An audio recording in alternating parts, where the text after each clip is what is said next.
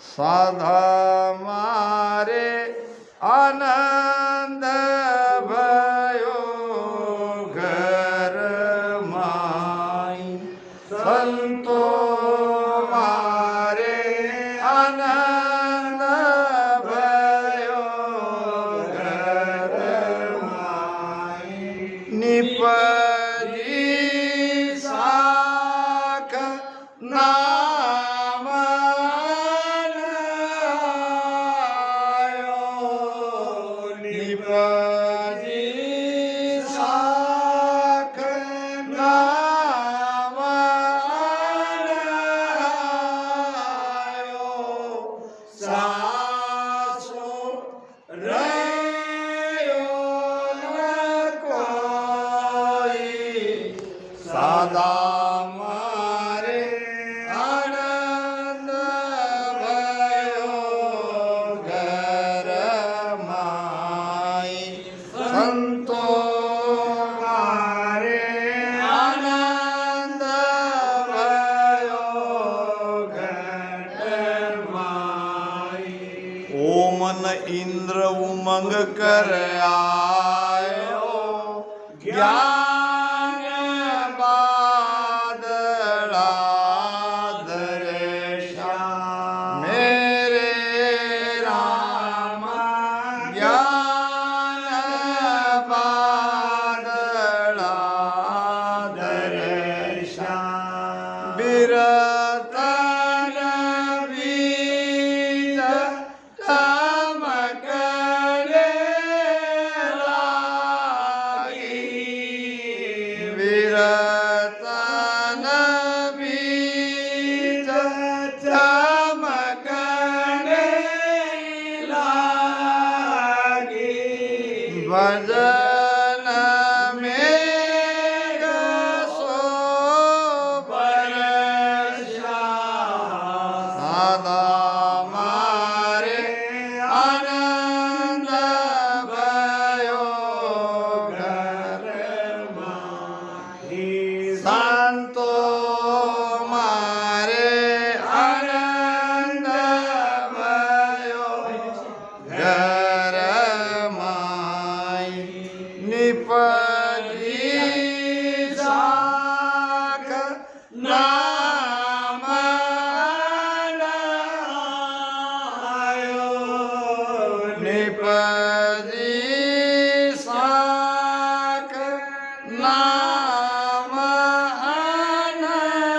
आयो सासो रयो न काई सदा मारे आनंद भयो घर माई संतो मारे आनंद भयो घर माई आनंद आनंद आनंद कहाँ है आनंद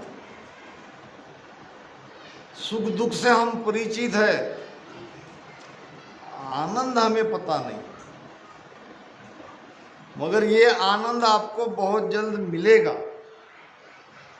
कैसे मिलेगा महाराज कहते हैं साधा मारे आनंद भयो घर माई अब घर कहो घट कहो बात एक ही है कैसे मिलेगा सुरती के द्वारा सुरती फंसी संसार में ताते रह गयो दूर सुरती बांध स्थिर करो आटो पोहर हुजूर अब सुरती को बांधना पड़ेगा सुरती को संसार से हटाकर भक्ति में भजन में सत्संग में लाना पड़ेगा दादू साहब कहते हैं जहाँ सुरती तहाँ जीव है आदि अंत स्थान माया ब्रह्म जा राखिए दादू तहाँ विश्राम। जहाँ सुरती तहाँ जीव है, जहाँ आपकी सुरती है वहाँ ही आपका जीव है। आप जीव भाव में हो, यानी जहाँ सुरती है वहाँ आप हो। आदि अंत स्थान, आदि से अंत तक देखो। हमारी सुरती अगर हम संसार में अभी लगी है तो हमारा ध्यान संसार में है, हमारा जीव संसार में है। और यही सुरती अगर सुमिरन में लग जाती है तो हमारा जीव सुमिरन करता है, हमारा ध्यान सुमिरन में है।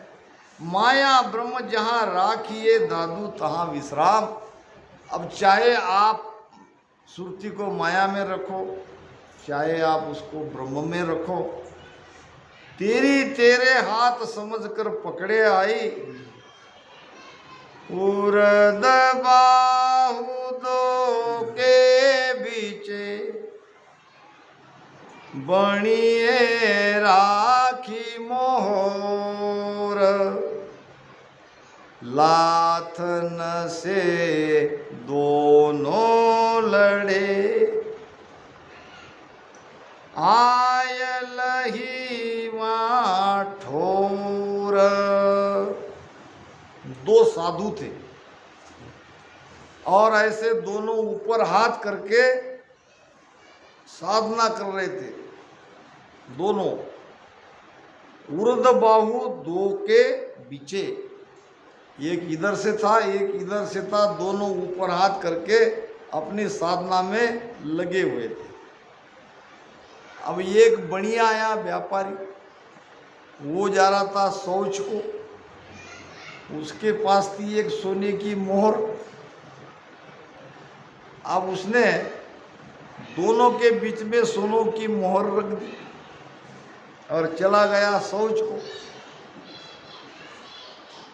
अब इधर सुरती लगी थी उनकी भजन साधना में, अब सोने की मोहर देख के दोनों की सुरती लगी मोहर। एक उसकी तरफ देख रहा था तो दूसरे कहने लगा तुम कैसे देख रहे हो, उसने तो मुझे दिए, उसने मुझे दिए। अब ये कहने लगा उसने तुझे कहाँ दिए, क्या बोल के थोड़ी उसने रखा है, उसने तो मेरी तरफ देख के रखा है इसलिए वो मोहर मेरी है। दूसरा कहने लगा मेरी है। अब दोनों लड़ने लगे, साधना रह गई अलग।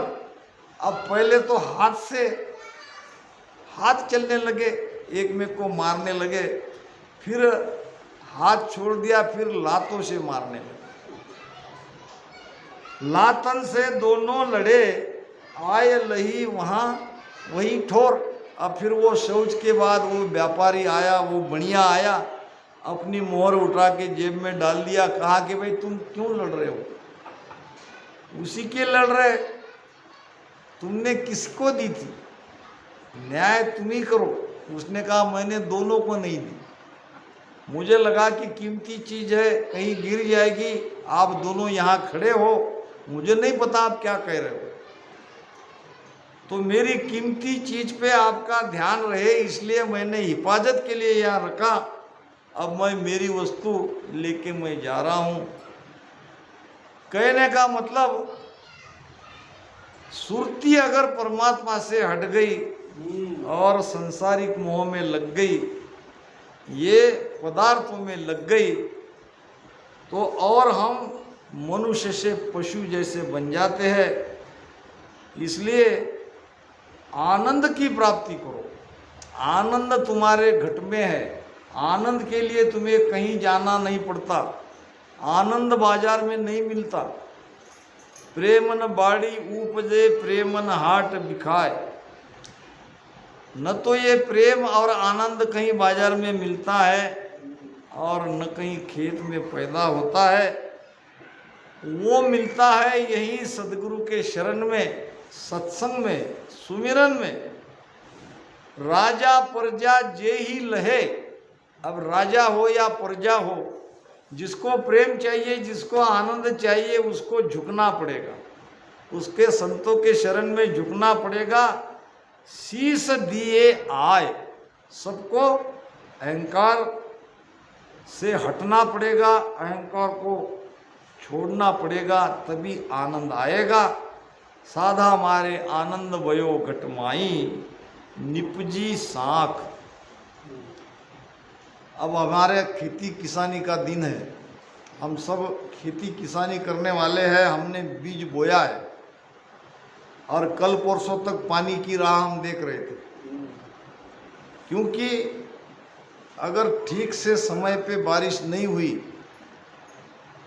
तो अंकुरित नहीं होगा बीज। अंकुरित नहीं होगा तो आगे पैदावार नहीं होगी। पैदावार नहीं होगी तो हमारा एक साल बेकार जा सकता है। बहुत बड़ा घाटा हमें खेती किसानी में मिल सकता है। अब सारे किसान के चेहरे पर देखो, जिसने बीज बोया है, जिसका बीज अंकुरित हुआ है, जो दिखने लगा है, वो खुशी में है कि नहीं? निपजी साख। अब केवल अनाज घर में आया क्या? नहीं, अभी तो बहुत दिन है अनाज घर में आने के लिए, बहुत दिन है। मगर ये गारंटी हो गई कि कम से कम बीज उग तो गया, अभी आएगा। निपजी साख। जैसे एक किसान को अपने खेत में बोया हुआ बीज अंकुरित होते देख के आनंद आता है, इसी प्रकार हमारे भक्त को, हमारे राम सिंह को घट में नाम की जागृति होने पर आता है। नाम की जागृति मतलब आप मोक्ष में जाओगे। अभी गए क्या? मगर गारंटी हो गई। जात जात आनंद पद जासी, आगे पीछे सोई, मिन का देह बिन और देहना, ओ हंस धरे न कोई। जात जात आनंद पद जासी। कब? जब कुदरत कला नियंचर आपके घट में जग गया तो। अब मान लो बारिश नहीं हुई, अब राजेश ने 20 एकड़ जमीन में बीज बो दिया। अब उसके पास सिंचाई की व्यवस्था नहीं है, मगर इधर उधर बाजू में है, तो ऊपर से पानी नहीं आया तो क्या करेगा? जिसकी व्यवस्था है वो कुछ न कुछ करेगा। अब मान लो बारिश आई ही नहीं, 8 दिन नहीं आती होती, तो कुछ न कुछ तो करते। एक तो ऊपर देखते, नहीं तो बाजू वाले के खेत में पानी ला सकते, क्या कोशिश करते कि नहीं? किसके लिए कर रहे? कि हमने जो पैसे से खरीदा हुआ बीज है वो बेकार न जाए, हमारी पैदावार बढ़े, हमारा घर गृहस्थी उसके ऊपर चले, बेटी का ब्याह हो, बच्ची की पढ़ाई हो। करते कि नहीं? और करना भी चाहिए। महाराज कहते हैं कि ये नाम जगाने के लिए तुम क्या कोशिश कर रहे हो? अब ये बताओ, वहां तो तुम सारी बातें करते हैं, वहां तो कोई कह नहीं रहा है आपको, वहां तो कोई कह नहीं रहा, मगर यहाँ हेला दे दे संत पुकारे, हेला दे दे संत पुकारे, काल जानक मारे रे लो, काल जानक मारे रे लो। वहां कोई कह नहीं रहा है, फिर भी कोशिश चल रही है, फिर भी सिंचाई की कोशिश चल रही है। स्प्रिंकलर लाओ या ठिबक लाओ या कहीं से पाइप लाओ, कुछ भी करो, पानी नहीं आ रहा है। और बीज जो बोया है वो बेकार नहीं जाना चाहिए, ये कोशिश करनी ही चाहिए।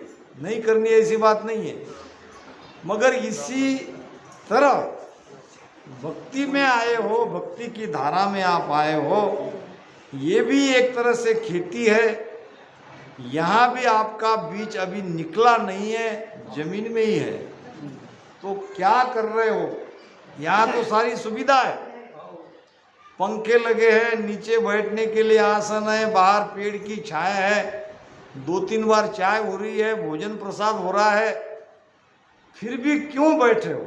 महाराज ये कह रहे, निपजी साक नाम अन्न आयो सांसो रहे न कोई। वहाँ संशय नहीं रहता। वहाँ जब संशय मुक्त आप हो रहे हो, निश्चिंत सो रहे हो, तो यहाँ भी संशय मुक्त हो जाओ। यहाँ भी आपको मोक्ष में जाने की कोई चिंता न रहे। इसके लिए भजन करो, नाम को जगाओ। वो मन इंद्र उमंग कर आयो, ज्ञान बादला दर्शा। ठीक से इसे समझो। मन में क्या चाहिए? उमंग चाहिए। उमंग किसको कहते हैं? उमंग कहते हैं लहर को, उमंग कहते हैं तरंग को। मन में कई प्रकार की तरंगे उठती है, मन में कई प्रकार के विचार आते हैं, जाते हैं। जब आपके मन में भजन की तरंगे उठने लगी, जब आपके मन में भजन करने का भाव जगा, आपके मन में आए कि अब जाके रामधारा में 2-3 घंटे उठना ही नहीं है, तो मन में तरंगे आई, मन ने भजन करने का विचार किया, ऐसा अगर भाव बन गया तो महाराज कहते हैं जैसे एक किसान को इंद्र यानी बारिश होने के आसार दिखता है। जब बदली छा जाती है, काले काले बादल छा जाता है, तो जहाँ पानी ही नहीं गिरा, वर्षा ही नहीं हुई, उस किसान को कितना आनंद आता है। देख लो, वो मन इंद्र उमंग कर आयो, ज्ञान बादला दर्शा। बदली देख के ही किसान को आनंद आता है। अभी बारिश हुई नहीं, मगर अब बारिश निश्चित होगी, तो अभी नियंचर जगह नहीं, मगर मन में अगर वो भाव आया, मन में वो उमंग आई, मन के विचार ऐसे आए, उसी समय भजन में बैठ जाओ। नियंचर जगने में समय नहीं लगता, समय लगता है मन के कारण। मन के अंदर ये भाव आता ही नहीं है। बारिश क्या हमेशा थोड़ी आती है, वो तो कभी कभी आती है। ये बरसात के दिन छोड़ो, आगे तो नहीं आती, बीच बीच में कभी कभार आती है। ऐसे ही मन में उमंग, मन में लहरें, मन की तरंगे को पहचानो, और जब ऐसा भीतर में आनंद आ जाए, भजन में बैठ जाओ। फिर क्या होगा? बिरातन बीज चमकने लागी। अब ऊपर काले बादल छाए हैं, बीच बीच में बिजलियां चमक रही है, तो किसान कितना आनंदित होता है। अब तो बारिश आएगी, अब तो मेरी खेती में उपज बढ़िया होगी, तो किसान खुश हो जाता है। उसी प्रकार एक भक्त, एक रामसनी, जब उनके मन में ये भाव आता है, ये लहरें आती है भजन की, और जब भजन में बैठता है तो आंखों से आंसू निकलते हैं, विरह आती है। और ये विरह आना बहुत ही बढ़िया संकेत है। विरह आने के बाद, उसमें प्रेम लगने के बाद, फिर जैसे बाहर में बारिश बरसती है, धो धो धो धो, इसी प्रकार यहाँ भजन आपका होने लगता है। कितना भजन किया ये आपको पता नहीं चलेगा। केवल और केवल मन में ये भाव न आने से आप अभी तक इस आनंद से वंचित हो। ये आनंद आपको अभी तक आया नहीं है, आपने इसको इस तरह से लिया नहीं है। आपको लगता है हम रामधारा में जा रहे हैं, हम रामसनी हैं, हम कोई आन भक्ति नहीं करते हैं, हम सत्संग सुनते हैं, हमारा समर्पण पूरा रामधारा में है, ये सब कुछ ठीक है। फिर भी मन में ये भाव अगर नहीं आता है तो भजन नहीं होगा, करना पड़ेगा भजन। बिरतन बीज चमकने लागी, भजन मेघ सो बरसा। फिर भजन होने लगेगा, ऐसा भजन होगा, ऐसा भजन होगा, पता नहीं चलेगा कितना समय गया, रात बीत गई, दिन बीत गया, फिर भी हम भजन में बैठे। तो ये होता है, ये प्रेम भक्ति के लक्षण के अंदर ये सारी बातें होती है। सात्वी अन्न निपजा भारी सा कहेल दे आई मेरे रामा सा कहेल दे आई अब कोई आनर जाचे अब कोई आनर जाचे मोगु गाड़ा भर दू भाई सादा मारे आनंद भयो घर माई संतो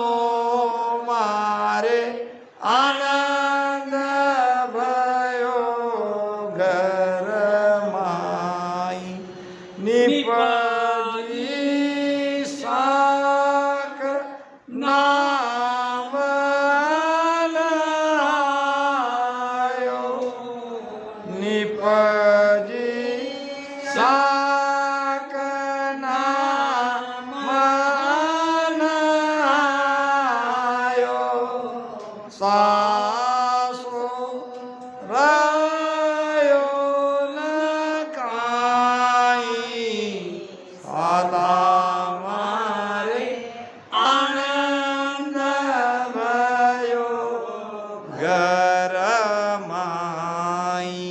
सातवीं अन्न, 7 प्रकार के अनाज। पुराने जमाने में समृद्ध किसान उसे ही कहा जा सकता जिसके घर में ये 7 प्रकार के अनाज है। बाहर से उसे कोई लाने की जरूरत नहीं पड़ी। पुराने ज़माने में हमारे गांव में हमारे सबके घर में ये सारी चीज़ें रहती थी। क्या क्या चाहिए? गेहूँ चाहिए या ज्वारी चाहिए? चाहिए ना। उसके साथ में दाल चाहिए। दाल के साथ चावल चाहिए और हाँ किराना में क्या तेल चाहिए। तेल कहाँ से बनता है? फल्ली से, तिल्ली से। वो भी तो चाहिए, वो भी तो अन्न ही है, वो भी तो हम ही पकाते हैं। तो जिसके घर में गेहूँ ज्वारी है, तुअर है यानी दाल है, चावल है, तेल की फसल है और बाकी जो साग सब्जियां है ये भी लगाते ना हम अपने घर पे, बापू के घर पे लगा के ऐसे। और फिर उसमें खट्टाई चाहिए, उसमें कुछ मीठे भी चाहिए। यानी सब अगर हमारे घर में हम पैदा कर सकते हैं तो हमको किसी को मांगना पड़ेगा क्या? नहीं। 7 प्रकार के अनाज, तेलड़ी, बेलड़ी, शेलड़ी, ऐसे 7 प्रकार के अनाज है। अगर ये सब प्रकार के अन्न ये किसान के घर पे है तो उसको किसी के सामने मांगना नहीं पड़ेगा, हाथ फैलाना नहीं पड़ेगा। वो सबसे सुखी है। 7वीं अन्न निपजा भारी। एक किसान के घर में 7 प्रकार के अनाज उसकी पैदावार हो गई, घर में लाके रख दिया। फल्ली के बोरे है, ज्वारी के है, गेहूँ के है, तुअर के है, चावल के है और भी बाकी जो भी है सब अनाज भर के है। तो वो आनंद में रहेगा कि नहीं रहेगा? उसकी चिंता मिटी कि नहीं मिटी? कितने भी मेहमान आए तो घबराएगा क्या? अगर नहीं है तो क्या करेगा? चलो जवला लाओ, थैला, चलो आर्मी। अब उसमें पैसे रहे तो ठीक और फजी थी। तो अब ये तो हो गया बाहर का प्रमाण। अब अंदर आओ। आनंद किसान को कब आता है? जब 7 प्रकार का अनाज उसके घर में है, किसी को मांगने के लिए जाना नहीं पड़ता। इसी प्रकार यहाँ भी 7 चीज़ें चाहिए आनंद के लिए। अब वो क्या? सबसे पहले मन लगना चाहिए। मन निजमन विरह प्रेम, मन निजमन विरह प्रेम सुरती, नृत्य और शूरवीरता। शूरवीरता चाहिए, आपकी सुरती लगी हुई चाहिए, आपकी नृत्य लगी हुई चाहिए, आपका मन और निजमन लगा हुआ चाहिए, प्रेम और विरह आपके भीतर चाहिए। ये 7 प्रकार के अंग से अगर आप भक्ति करते हो तो आप आनंद में हो, आपके घट में आनंद आएगा। आनंद नहीं आता है, आनंद कैसे आएगा? बहुत लोग मुझे फोन करते हैं, महाराज मन लगता ही नहीं, क्या करें? और तुम लगाते नहीं तो लगेगा कैसे? तुमको लगाना पड़ेगा, बार बार तुमको प्रयास करना पड़ेगा, तभी लगेगा। कोई दूसरा आके तुम्हारे मन को भजन में नहीं लगा के देगा। आपको ऐसे भजन करने वाले साधु संतों के सानिध्य में जाके भजन करने के लिए बैठना पड़ेगा। भजन कोई दूसरा आके तुमको नहीं लगा देगा। मन तुम्हारे हाथ में है, तुम्हारे मन के अंदर क्या क्या कामनाएं ये तुम्हें पता है। अब सब विचारों को छोड़ के एक ही चीज में अगर तुम प्रयास करते रहते हो तो लगते लगते लगेगा। एक साइकिल चलानी हो तो सुदाम बाबू कितनी तकलीफ होती है। इसी प्रकार शरीर को, मन को भजन में लगाने के लिए प्रारंभ में तकलीफ होती है। एक मामूली साइकिल चलाने के लिए उसके पैडल पर ध्यान दो, उसके हैंडल पर ध्यान दो, और वो चल रहे कि नहीं ये देखो, इधर उधर कोई आ रहा है क्या वो देखो। ये तो उस समय ऐसा लगता था कि साइकिल चलाना कितना कठिन है। और एक बार चलाना सीख गया, फिर इधर देखो उधर देखो, इधर दाएं बाएं देख के चला सकते कि नहीं? आजकल तो मोटरसाइकिल चलाते, साइकिल की क्या बात है। क्यों? कि अब आदत पड़ गई। अब क्या पड़ गई? चलाने की आदत पड़ गई। ऐसे ही तैरने का है। तैरना सीखना कितना कठिन है। जब एक बार तैरना सीख गए, फिर आप आड़ा तैरो, खड़ा तैरो, नीचे डुबकी लो, कैसे ही हाथ पैर हिलाओ, कैसे ही चलो, आप डूबोगे नहीं। क्यों? कि आपके शरीर को, मन को वो आदत हो गई है। इसी प्रकार भजन की आदत लगाना पड़ेगा। अगर डर गए तो वो डरा हुआ ही रहेगा, कुछ नहीं होता। आराम से 2-3 घंटे आप भजन कर लोगे। इसके आगे हम सबको रामधारा में भजन का ही काम करना है, ज़्यादा से ज़्यादा भजन पे ही जोर देना है। तो भजन के लिए सबसे पहले प्रेम और विरह, ये 2 अंग चाहिए। तीसरा चाहिए सुरातन, थोड़ी शूरवीरता चाहिए। कायर का काम नहीं है, थोड़ा मन पर कंट्रोल करना चाहिए, शरीर पर कंट्रोल करना चाहिए। थोड़ी थोड़ी सी कहीं खुजली हो गई, कहीं दर्द हो गया तो जल्दी से भजन में नहीं उठना चाहिए। भजन में से थोड़ी परीक्षा होती है। कहते हैं कि ये एक जंगल में एक भगत भक्ति कर रहा था। तो अब भगवान किसको देते हैं? पहले उसकी परीक्षा ली जाती है। अगर परीक्षा में पास हो गया तो जो मांगेंगे उसको वो दे देते हैं। तो भगवान शिव जी का भक्त था। अब उसका भाग्य जगने का समय आया। शिव जी आए कैलाश से अपनी पत्नी पार्वती को लेके मृत्यु लोक में। अब देखा तो बहुत बढ़िया भजन कर रहा था। शिव जी को लगा कि चलो इसको जो मांगे वो दे देंगे। पार्वती ने कहा परीक्षा तो ले लो, ये सचमुच भक्ति में पक्का है कि नहीं है। अच्छा ठीक है, फिर कैसे ले? तो दोनों ने भील और भीलनी का भेष बना के आए और दोनों बातें करने लगे। अब वो भगत ने देखा आज तक तो कोई यहाँ आया नहीं, मगर आज बात कर रहे हैं वो भी 2 लोग हैं। थोड़ी सी आंखें खुली, देखा तो भीलनी कहती है भील को पार्वती कहती है अपने पति को कि बच्चे रो रहे हैं, बच्चों को भूख लगी है। तो भील ने कहा देखता हूं कोई ना कोई शिकार मिल जाए। तो सामने से एक कुत्ता आ रहा था, अब वो कुत्ते को मार डाला। वो भगत देख रहा था और कहने लगा अब ये कुत्ता खिला दे आज बच्चे के लिए।